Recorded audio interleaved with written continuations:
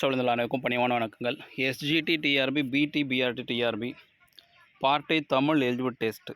இந்த தேர்வு தொடர்பாக டைரக்ட் ரெக்ரூட்மெண்ட் தடையாணை வழக்கு இன்று விசாரணைக்கு எட்டவில்லை. இன்றும் ஏமாற்றம் தான்.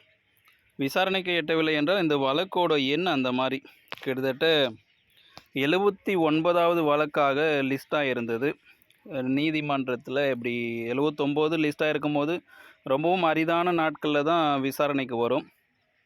ஆனால் இது 79ன்றது நல்லாவே தெரிஞ்சு போச்சு. ஆஃப்டர்நூன் 2 o'clock 3 o'clock ஆகும்போதே இன்று விசாரணைக்கு வராது அப்படின்றது தெளிவாக தெரிஞ்சு போச்சு.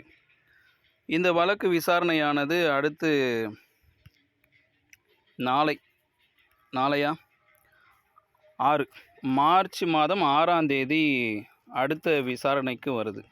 மார்ச் மாதம் 6ஆம் தேதி தமிழ் எலிஜிபிலிட்டி ரிலேட்டடாக இருக்கின்ற தடையாணை வழக்கு. இது எஸ்ஜிடி டிஆர்பிக்கும் பிடி டிஆர்பிக்கும் பொதுவாக இருக்கின்ற தடையாணை. இதனுடைய விவரம் மார்ச் 6 நமக்கு தெரிய வரும். மீண்டும் இது போன்ற ஒரு தகவலோடு சந்திக்கிறது. ஆயுஷன் கஷ்ட கற்க யாதமுறை அவரங்களே.